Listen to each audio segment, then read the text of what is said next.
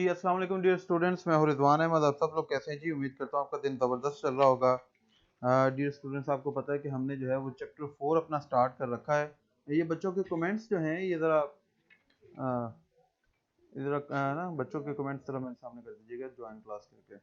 जी हाँ, आज हम इंशाल्लाह ये हमारा जो 4th यूनिट है वो ख़त्म कर देंगे। तो देखें, टोटल यूनिट है हमारे 10, 4 हमारे खत्म हो गए। तो कितनी तेजी से हम भागम भाग जो है वो हम सारा काम कर रहे हैं। तो मुझे लगता है जब कोरोना वायरस के बाद हमारे स्कूल ओपन होने हैं, आपका सारा सिलेबस यहाँ campus.pk पे तब तक जो है वो कवर हो चुका होगा। तो आप फिर स्कूल जाएंगे तो बच्चे जो हैं वो सारे हैरान होंगे, परेशान होंगे कि ये आपने इतना कहाँ से पढ़ लिया सारा कुछ, और इतना अच्छा पढ़ लिया। तो फिर उस वक्त आप उनको बताएंगे कि किस तरह हमने जो है वो campus.pk को ज्वाइन किया था फ्री ऑफ कॉस्ट, कोई पैसे नहीं दिए, और हमने जो है वो सारी क्लासेस भी ले ली। अच्छा जी, कल जो है वो हमने पैराग्राफ नंबर 5 पढ़ा था। आज जो है वो हम पैराग्राफ नंबर 6 पढ़ेंगे मेरा बेटा। जी हाँ, जल्दी से सारे बच्चे भाग के लाइव आ जाओ ताकि हम जो है वो अपना स्टार्ट करें जी। अच्छा जी, ठीक है जी। वालेकुम सलाम बच्चों, आप सब लोग भी जो है जी हाँ, चले जी, हम अपना पैराग्राफ ये कमेंट्स बच्चों पैराग्राफ नंबर 6 जो है वो हम शुरू करने जा रहे हैं।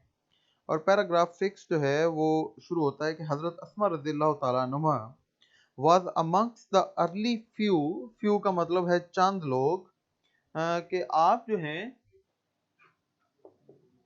उन इब्तदाई चंद लोगों में से थी। आगे हम अभी पढ़ते हैं। हमारा कौन सा यूनिट है बच्चों? यूनिट 4 और पैरा 6। अच्छा, हजरत अस्मा रज़ियल्लाहु ताला अन्हा वॉस जी इमन बेटा, जी जी पेज नंबर पूछ रहे हैं बेटा। आपके पास जो टेक्स्ट बुक है उसमें आप अपना जरा यूनिट नंबर 4 निकालें ना, हजरत अस्मा रज़ियल्लाहु ताला अन्हा, और उसका पैराग्राफ नंबर 6 आप निकालें। चलें शाबाश, जल्दी से निकाल लें यूनिट 4 पैराग्राफ नंबर 6। ठीक है जी। हजरत अस्मा रज़ियल्लाहु ताला अन्हा was amongst the early few who accepted Islam। हजरत अस्मा उन इब्तदाई चंद लोगों में थी जिन्होंने इस्लाम कबूल किया। She was the daughter of हजरत अबू बकर सिद्दीक रज़ियल्लाहु ताला अन्हु, ये हम पहले भी पढ़ चुके हैं। वो हजरत अबू बकर सिद्दीक की बेटी थी, and the step sister of Hazrat Ayesha Siddiqa रज़ियल्लाहु ताला अन्हा, और हजरत आयशा सिद्दीका रज़ियल्लाहु ताला अन्हा की सौतेली बहन थी। She was the wife of हजरत जुबैर बिन अल अवाम, वो हजरत जुबैर बिन अल अवाम की बीवी थी। एंड द मदर ऑफ हजरत अब्दुल्ला बिन जुबैर, बहुत ही जो है वो प्यारे, बहुत ही खूबसूरत हजरत अब्दुल्ला बिन जुबैर। कई रवायात उनसे नकल हैं, बड़े किस्से उनके बारे में मशहूर। तो हजरत अब्दुल्ला बिन जुबैर की वो वालदा माचदा थी। She died at the ripe old age of about 100 years, और हजरत अस्मा रज़ियल्लाहु ताला अन्हा जो हैं अल्लाह ने उनको एक लंबी जिंदगी भी अता फरमाई। तो वो एक करीबन पुख्ता 100 साल की उम्र में जाकर जो है वो इस दुनिया से उन्होंने कूच फरमाया, या वो जो है वो 100 साल की पुख्ता उम्र में उन्होंने इंतकाल किया।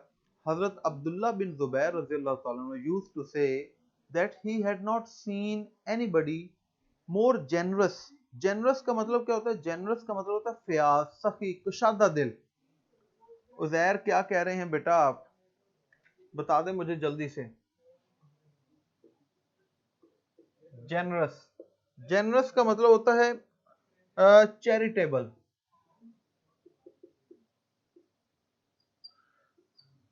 सखी, ठीक है। फयाज, खुले दिल का, बड़े दिल का।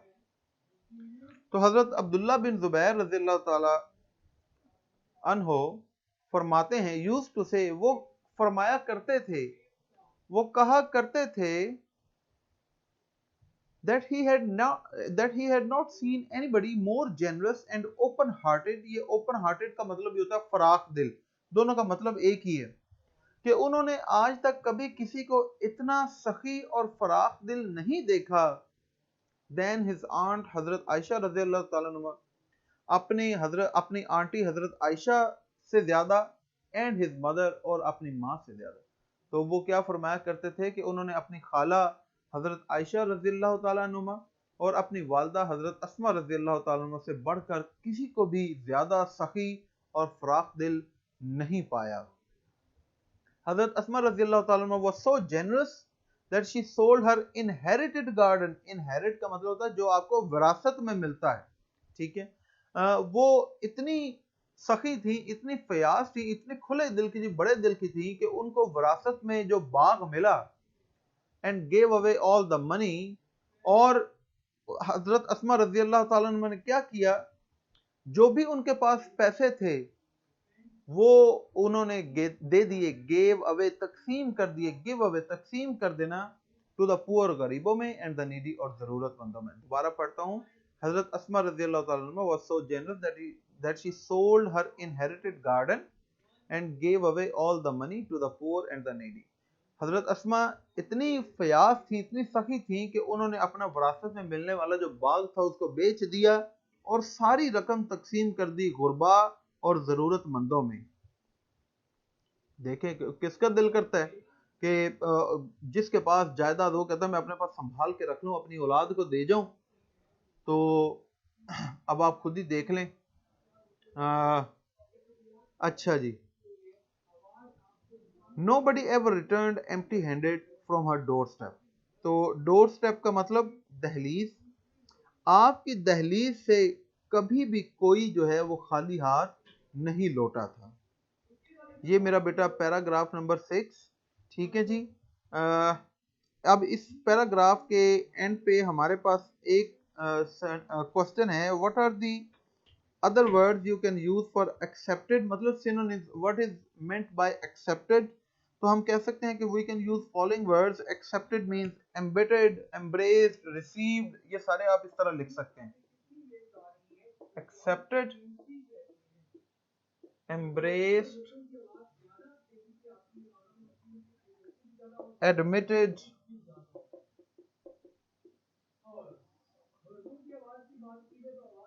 received, ये सारे वर्ड्स हैं जो हम accepted की जगह लिख सकते हैं। ठीक है जी, बहुत ही आसान। इसके अंदर कोई इतने ज्यादा जो है वो मुश्किल वर्ड्स भी नहीं थे। एक वर्ड यहाँ पर सिर्फ लिख देता हूँ, जैसे वो नीडी लिखा हुआ, poor and the needy. Needy का भी मतलब जो है वो पुअर ही होता है। डेस्टिट्यूट, ठीक है, या इसे हम पुअर भी कह सकते हैं, जरूरतमंद। अच्छा जी, और हमारे पास जी कोई क्वेश्चन नहीं है। नेक्स्ट चलते हैं, हमारे पास जो पैराग्राफ नंबर 7 आ जाता है आगे, वो पढ़ते हैं। मैं उम्मीद करता हूं कि पैरा 6 जो है वो आप सबको समझ आ गया होगा। गानिया कह रहे हैं आज आपने सारे सिनोनिम नहीं करवाए, क्योंकि बेटा वो सिनोनिम इंपॉर्टेंट नहीं है, वो आने भी नहीं है, और वो बहुत ही आसान है, उसका खुद ही पता चल जाता है। इस पैराग्राफ के अंदर जो इंपॉर्टेंट वर्ड्स है, जो कहीं ना कहीं आपको पता होना चाहिए, वो मैंने लिखवा दिए। जी इमन बेटा जल्दी से अपना सवाल पूछ लें, फिर मैं अपना जो है वो आगे नेक्स्ट पैराग्राफ स्टार्ट करूं। आप काफी देर से, जब से लेक्चर स्टार्ट हुआ, कुछ कहना चाह रही हैं, पूछना चाह रही हैं। जी बेटा पूछे जल्दी से।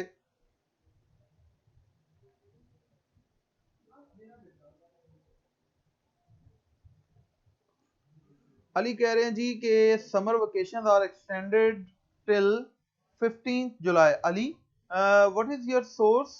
बेटा अगर तो अभी ये न्यूज में कहीं आपने पढ़ा है तो बता दें, या 15 जुलाई ये जो स्पेसिफिक किसी प्रोविंस के लिए आप बता रहे हैं, या ये ऑल ओवर पाकिस्तान जो है ये इस तरह का कोई ऐलान हुआ? अच्छा जी, क्लियर है जी। हमजा भी कह रहे हैं कि 15 जुलाई तक एक्सटेंड हो गई हैं, बट मुझे नहीं पता। अहमद कह रहे हैं कि समझ आ गई, चले जबरदस्त है जी। मैं सिर्फ वो जो हमारी बेटी इमन है,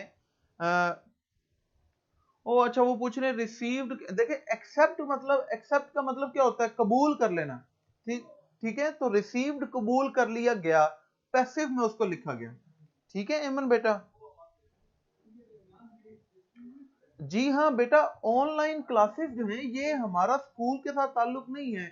हमारा तो ये जो वेबसाइट है campus.pk, ये हमारा मकसद है कि हम पूरे पाकिस्तान में वो बच्चे जो फी अफोर्ड नहीं कर पाते, वो बच्चे और बच्चियां, हमारी बेटियां जो किसी वजह से घर से बाहर नहीं निकल सकते, वो घर बैठे बेहतरीन एजुकेशन हासिल कर सकें, और हमने पूरा साल आपको इसी तरह लाइव क्लासेस पढ़ानी है। इसी तरह हम पहले आहिस्ता आहिस्ता अपना सिलेबस खत्म करेंगे, रिवीजन करेंगे, टेस्ट होंगे, फिर रिवीजन होगी। तो हमारी क्लास, ये हमारी ऑनलाइन क्लासेस खत्म नहीं होने वाली हैं, ठीक है। जब आप स्कूल जाएंगे तो आपको एकेडमी में कहीं जाने की जरूरत नहीं है, ये हम आपको गारंटी कर रहे हैं। सारे आपके टेस्ट भी यहां पर होंगे। नवीद, डोर स्टेप का मतलब होता है दहलीज, ठीक है। जो दहलीज होती है। अच्छा जी, चले जी, अब नेक्स्ट हम पढ़ने जा रहे हैं अपना पैराग्राफ नंबर 7। हजरत अस्मा रजी अल्लाह तआला अन्हा will always be remembered. Remember का मतलब रिकॉल, याद किया जाना।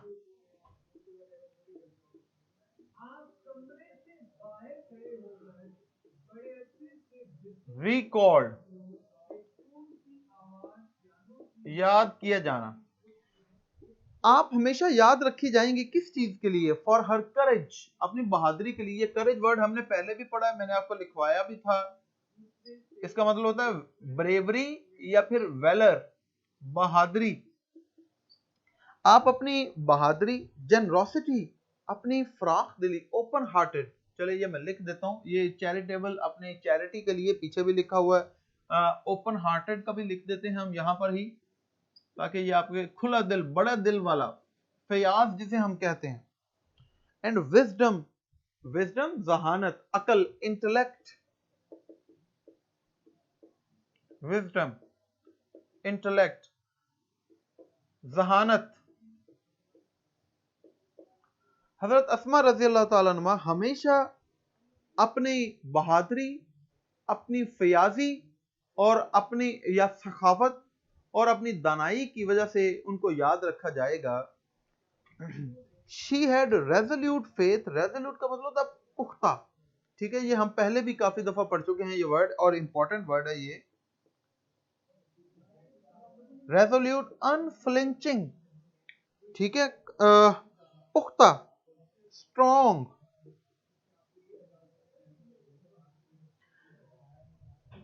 She had resolute faith in Allah almighty. Allah कादरे मुतलक के ऊपर उनका जो ईमान है वो बड़ा कामिल था। वो अल्लाह कादर मुतलक के ऊपर कामिल ईमान रखती थी। हर life would always be a beacon of light for all of us. और उनकी जिंदगी हमेशा हम सब के लिए एक मशले राह रहेगी। बीकन, बीकन का मतलब होता है मशले राह, गाइडिंग लाइट। इंपॉर्टेंट वर्ड है ये, मैं टिक कर रहा हूं। बीकन,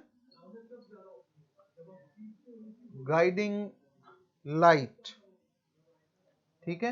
या ऐसे सोर्स ऑफ लाइट भी कह सकते हैं।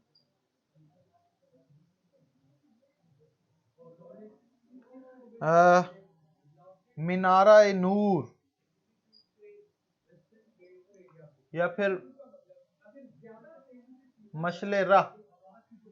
उनकी जिंदगी हमेशा हम सब के लिए मशले राह रहेगी, कि हमें अगर किसी रास्ते पर चलने के लिए रोशनी की जरूरत है कि हमने कैसे उस रास्ते पर चलना है, तो हम जो है। अच्छा जी, वर्दा कह रही है कि रेहान और मौजम जो है उनको ब्लॉक कर दीजिए। बेटा अभी इनको जो है वो मैं जो हमारी टीम है उनसे हम रिक्वेस्ट कर लेंगे कि वो रेहान और मौजम जो है इनको ज़रा देखें कि क्लास के अंदर इनका एटीट्यूड कैसा है। अगर उनका एटीट्यूड अप्रोप्रिएट नहीं है तो उनको बेटा जो है वो ब्लॉक कर दिया जाएगा। अच्छा जी, जी ये हमने अभी अपना पैराग्राफ नंबर 7 जो है उसे हमने पढ़ा। आपको समझ भी आ गई होगी, उसके ये वर्ड्स आपके सामने हैं, आपने वो भी देख लिए। अच्छा जी, और इसके एंड पे कोई क्वेश्चन भी नहीं है और हमारा चैप्टर भी एंड हो गया है। तो कैसा जबरदस्त है जी, बहुत ही अच्छा चैप्टर था। आप सब लोगों ने बड़ा जो है वो ध्यान से इसको पढ़ा भी, और सारा जो है वो कॉन्सेप्ट आपको क्लियर भी हो गया है।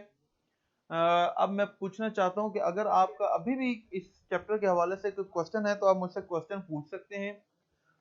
अदरवाइज आज के लेक्चर के लिए इतना ही। कल इंशाल्लाह जो है वो हम इसकी एक्सरसाइज स्टार्ट करेंगे। अभी आपका टेस्ट होना है, ये याद रखें